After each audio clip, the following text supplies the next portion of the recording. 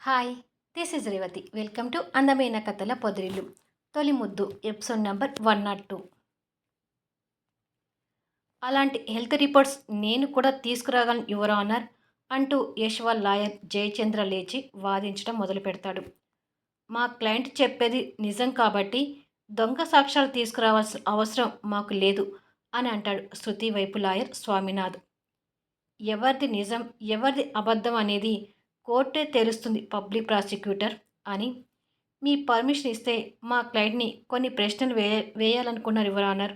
అతని మాటలోనే అసలు ఈ సినిమా తీయడానికి ఉన్న ఉద్దేశం ఏంటి అనేది మా క్లయింట్ ద్వారానే కోర్టుకి చెప్పించాలనుకుంటున్నాను అని అంటాడు జయచంద్ర జడ్జి వైపు చూస్తూ. పర్మిషన్ గ్రాంటెడ్ అంటాడు జడ్జి గారు. జయచంద్ర బోన్లో ఉన్న యష్ దగ్గరికి వెళ్ళి, మీకు ఈ సినిమా తీయాలనే ఆలోచన అసలు ఎందుకు వచ్చింది అని అడుగుతాడు. యష్ ఎదురుగా ఉన్న శృతిని కోపంగా చూసి, నేను ఆమె మోసాన్ని తెలుసుకోలేక తన వలలో చిక్కుకొని నా తండ్రి సంపాదించిన ఆస్తులు పోగొట్టుకున్నాను. తాగుడికి బానిసై చేతులు కోసుకొని చావు అంచుల వరకు వెళ్ళొచ్చాను. మన తెలుగు ఇండస్ట్రీలో ఎన్నో మెసేజ్ ఓరియంటెడ్ సినిమాలు రావచ్చు. అలాగే ప్రేమికుల మోసపూరిత సినిమాలు, అమ్మాయి నుంచి మోసపోయిన సినిమాలు కూడా రావచ్చు. కానీ అవి ఒక కల్పితంగానే వచ్చాయి. నా జీవితంలో జరిగింది ఒక నిజమైన సంఘటన కాబట్టి ఈ నిజమైన సంఘటన చూస్తే 100లో 10 మందైనా ప్రేమలో పడేటప్పుడు ఒకటికి 2 సార్లు ఆలోచిస్తారనే ఉద్దేశంతోనే పబ్లిక్కి ఒక చిన్న మెసేజ్ ఇవ్వాలన్న సంకల్పంతో ఈ సినిమా తీయాలనుకుంటున్నాను. అలాగే నిజమైన క్యారెక్టర్స్ని పెట్టి సినిమా తీస్తేనే అది ప్రజల్లో ఇంకా నాటుకొని పోతుందని నా ఉద్దేశం. ఇంతవరకు ఈ ధైర్యం ఎవ్వరూ చేసి ఉండకపోవచ్చు. కానీ నేను చేయాలని చూస్తున్నాను. నన్ను మోసం చేసిన శృతి విక్రమ్తోనే సినిమా నిర్మించి నాలాగా మోసపోయే అమాయకులకి ఓ కన్నువిప్పు కలిగించాలనేదే నా ప్రయత్నం. నేను చదువుకునే టైంలోనే తన అందానికి ఆకర్షితున్నై నిజమైన ప్రేమ ఏదో తెలుసుకోలేనంతగా కళ్ళు మూసుకొని పోయి మోసపోయాను. ప్రతి ఇంటిలోనూ పిల్లలు పుడతారు, పెద్దవాళ్ళు అవుతారు, టీనేజ్కి వస్తారు. టీనేజ్ వయసులోనే పిల్లలు తెలియక తప్పటడుగులు వేసి వాళ్ళ జీవితాన్ని నాశనం చేసుకుంటారు. అటువంటి వాళ్ళకి ఈ సినిమా బాగా ఉపయోగపడుతుందని నా ఆకాంక్ష అని అంటాడు యష్. జడ్జ్ ఆ మాటల్ని క్షుణ్ణంగా వింటూ ఉంటారు. సో మీరు ఒక మంచి ఉద్దేశంతోనే సినిమా తీయాలి అనుకుంటున్నారు అంతేనా అని అడుగుతాడు జయచంద్ర. అవును అని అంటాడు Yash. Note this point your honour అని అంటాడు జయచంద్ర. యశోద చెప్పేది అంతా అబద్ధం యువర్ ఆనర్ అంటూ స్వామినాథ్ లేస్తాడు. అందరూ అతని వైపు చూస్తుంటారు. మా క్లయింట్స్ అయిన ధృవ, విక్రమ్ యశోధర్ని మోసం చేయటం అనేది పూర్తిగా కల్పితం యువర్ ఆనర్. అక్కడ మోసమే జరగకపోతే ఇక సినిమా ఎలా తీస్తారు? ఏదో మెసేజ్ సినిమా తీస్తున్నానని చెప్పి ధృవ, విక్రమ్ల ఆత్మ గౌరవాన్ని కించపరిచేలా సినిమా తీయడం తప్పు. ఇది కేవలం ఆయన పేరు ప్రతిష్టల కోసం ఈ మోసపూరిత చర్యకు పాల్పడాలని చూస్తున్నారు అని వాదిస్తాడు స్వామినాథ్. లేదు యువర్ ఆనర్, ధృవ, విక్రమ్ కలిసి యశోదని మోసం చేయడం అనేది నిజం అని వాదిస్తాడు జయచంద్ర. పబ్లిక్ ప్రాసిక్యూటర్ జయచంద్ర గారు వాదించే దాంట్లో అసలు నిజం లేదు యువర్ ఆనర్. ఇంకా యశోధర్, ఫణీంద్ర మా క్లయింట్స్ని ట్రాప్ చేసి ధృవ, విక్రమ్తో సినిమా అగ్రిమెంట్ చేయించుకున్నారు. మీరు పర్మిషన్ ఇస్తే ఇది నిజమని నిరూపిస్తాను యువర్ ఆనర్ అని అంటాడు శృతి తరపు lawyer Swaminath.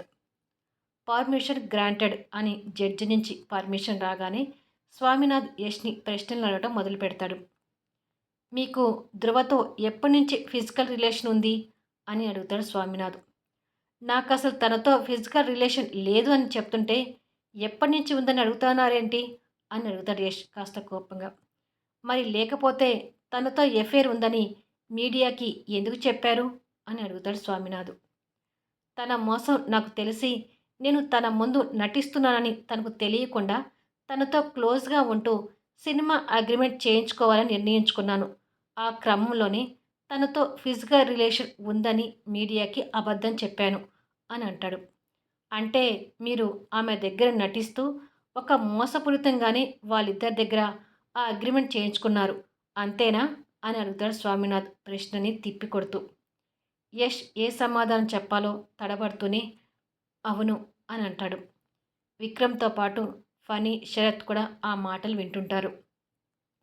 Note this point your honour. మా క్లయింట్‌ని మోసం చేసే సినిమా అగ్రిమెంట్ చేయించుకున్నారని వారి మాటల్లోనే నిజాన్ని ఒప్పుకున్నారు అని అంటాడు స్వామినాథ్. జడ్జ్ ఆ పాయింట్‌ని నోట్ చేసుకుంటూ ఉంటాడు. అబ్జెక్షన్ యువర్ ఆనర్ అంటూ జయచంద్ర లేచి వచ్చి, పబ్లిక్ ప్రాసిక్యూటర్ గారు, నా క్లయింట్ యశోదని తప్పుదోవ పట్టిస్తూ సమాధానాలు రాబట్టుకుంటున్నారు. ధృవ మోసాన్ని బయటికి తీయాలనే ఉద్దేశంతోనే నా క్లయింట్ ధృవతో నటించానని చెప్పాడు. తన మోసాన్ని ప్రజలకు తెలియజేసేటట్టుగా ఒక సినిమాని తీయాలి అనే ఒక మంచి ఉద్దేశంతోనే ఆ అగ్రిమెంట్ చేయించుకున్నారు తప్ప మరొక ఉద్దేశం లేదు అని వాదిస్తాడు జయచంద్ర. అలా చేసినా అది ఒక మోసం కిందకే వస్తుంది పబ్లిక్ ప్రాసిక్యూటర్ అని అంటాడు స్వామినాథ్. అబ్జెక్షన్ ఓవర్ రూల్ అంటాడు జడ్జ్. దాంతో జయచంద్ర మాట్లాడలేక వెళ్ళి కూర్చుంటాడు.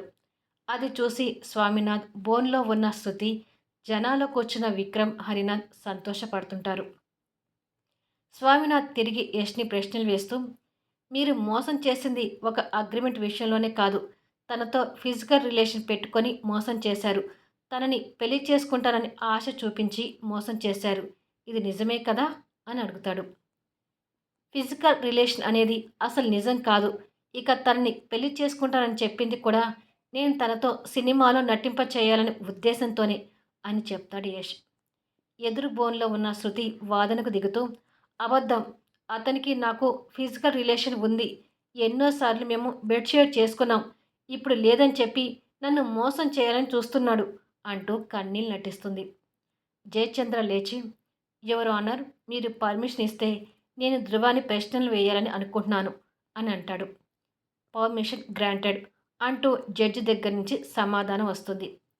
జయచంద్ర శృతి దగ్గరికి వెళ్ళి, మీ పేరేంటి? శృతినా ధృవానా అని అడుగుతాడు.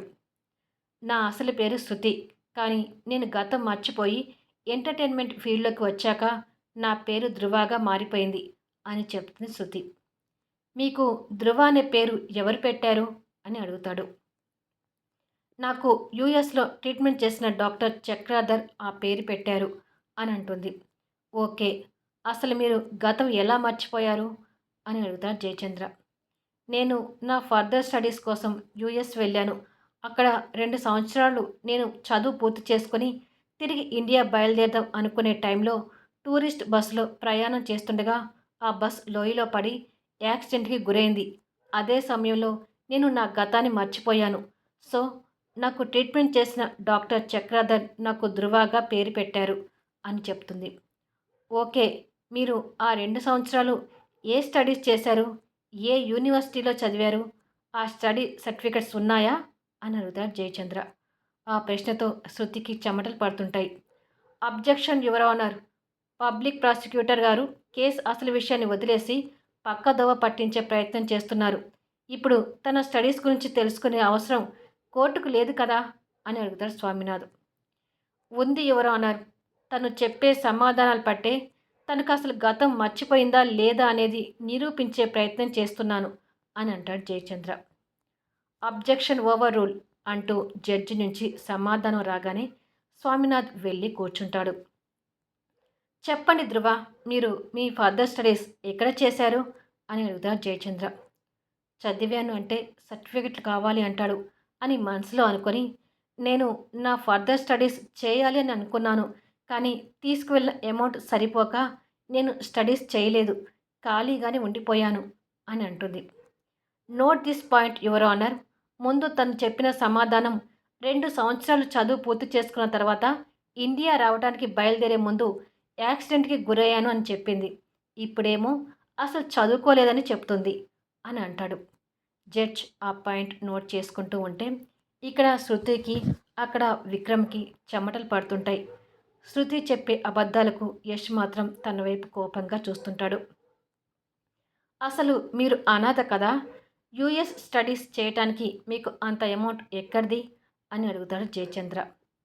దేవుడా, ఏమిటి ఇతను ఇంత లోతుగా ప్రశ్నలు వేస్తున్నాడు అని మనసులో అనుకొని, అది ఆ టైంలో యష్ నేను క్లోజ్గా ఉన్నాం కాబట్టి ఆ అమౌంట్ నాకు యష్నే సర్దుబాటు చేశాడు. అని చెప్తుంది. నువ్వు అమెరికా వెళ్ళేటప్పటికి యష్ ఇంకా ఏ ఉద్యోగం కూడా చేయట్లేదు. మరి అతనికి అంత డబ్బు ఎక్కడి నుంచి వచ్చింది? అని తిరిగి అడుగుతాడు జయచంద్ర. అది వాళ్ళ పొలాలమ్మి తీసుకొచ్చాడు అంటూ తడబడుతూ చెప్తుంది. Note this point your honour. నా క్లయింట్ చెప్పింది నిజమని తన మాటలతోనే ఒప్పించాను. నా క్లయింట్ యశోధర్ని ఆర్థికంగా కూడా దెబ్బ కొట్టిందని చెప్పడానికి ఇంతకన్నా సాక్ష్యం ఇంకొకటి అవసరం లేదనుకుంటున్నాను అని అంటాడు. జడ్జ్ ఆ పాయింట్ని నోట్ చేసుకుంటూ ఉంటాడు. సో తీసుకున్న అమౌంట్ సరిపోక మీరు స్టడీస్ చేయకుండా ఖాళీగా ఉన్నాను అంటున్నారు. మరి ఆ ఖరీదైన దేశంలో ఖాళీగా ఉండటం అనేది జరగని పని కదా! అంటే నా ఉద్దేశం కూడు, గుడ్డ కోసం ఏదో ఒకటి చేసి ఉండాలి కదా! అని అడుగుతాడు. శృతి మళ్ళీ ఆ ప్రశ్నకు తడబడుతూ, ఖాళీగా ఉండటం అంటే నేను చిన్న చిన్న ఉద్యోగం చేసుకుంటూ బతికాను అని అంటుంది. చేసిన ఆ చిన్న చిన్న ఉద్యోగాలు ఏంటి? అని తిరిగి ప్రశ్నిస్తారు జయచంద్ర. అది సూపర్ మార్కెట్‌లోనూ, పెట్రోల్ బంక్‌లోనూ ఎక్కడ కుదిరితే అక్కడ జాబ్ చేసి బతికాను అని అంటుంది. మరి మీరు అలా కష్టాలు పడుతూ బతికే కంటే అప్పుడే తిరిగి ఇండియా రావచ్చు కదా! అని అడుగుతాడు జయచంద్ర. శృతి దగ్గర సమాధానం లేక తడబడుతూ ఉండిపోతుంది. చెప్పండి ధ్రువ, అప్పుడే ఇండియాకి తిరిగి ఎందుకు రాలేదు? అని అడుగుతాడు జయచంద్ర రెట్టింపు చేస్తూ. అంటే స్టడీస్ చేయకుండా ఇండియా రావడానికి నాకు ఒక గిల్టీనెస్ ఏర్పడింది. అందుకే రాలేకపోయాను అని అంటుంది తడబడుతూ. అందుకని చిన్న చిన్న ఉద్యోగాలు చేసుకుంటూ అక్కడే ఉండిపోయారు. అంతేనా? అని అడుగుతాడు జయచంద్ర. అవును అని అంటుంది. మీరు అమెరికాలో యాక్టింగ్ కోర్స్ చేశారా? అని అడుగుతాడు. చేశాను అంటుంది. ఎప్పుడు చేశారు? అని అడుగుతాడు. యాక్సిడెంట్ తర్వాత నేను పూర్తిగా గతాన్ని మర్చిపోయాను. అప్పుడు నాకు ఎంటర్టైన్మెంట్ రంగంలోకి వెళ్ళాలనే ఉద్దేశంతో యాక్టింగ్ స్కూల్‌లో జాయిన్ అయ్యాను అని అంటుంది. సో, యాక్సిడెంట్ తర్వాతనే మీరు ఎంటర్టైన్మెంట్ ఫీల్డ్‌లోకి అడుగు పెట్టాలనుకొని యాక్టింగ్ స్కూల్‌లో జాయిన్ అయ్యారు. అంతేనా? అని అడుగుతాడు. అవును అని అంటుంది. గతానికి ముందు ఎప్పుడైనా సినిమాలో హీరోయిన్ చేయాలని మీకు అనిపించిందా? అని అడుగుతాడు. అలాంటిదేమీ లేదు.